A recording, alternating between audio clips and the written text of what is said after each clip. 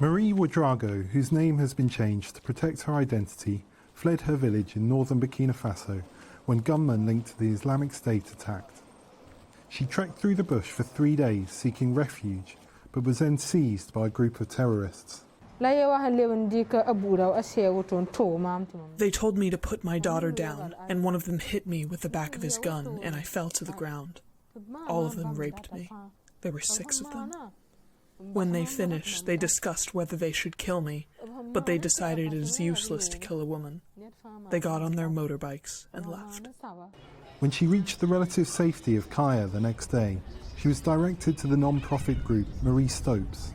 Marie Stopes provides family planning for women in countries undergoing humanitarian crises like Burkina Faso's, which has displaced more than 1.3 million people.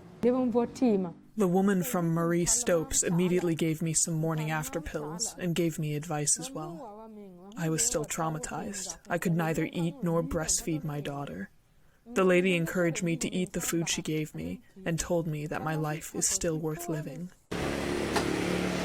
Marie Stopes is primarily supported by British aid money, but Britain has cut its annual aid budget, and so have other countries such as Australia, Japan and Saudi Arabia. This will impact Marie Stopes in Burkina Faso. We think that with these cuts, these beneficiaries will be left on their own because we do not have the funding to be able to support them. And also, many of our support workers will be out of a job.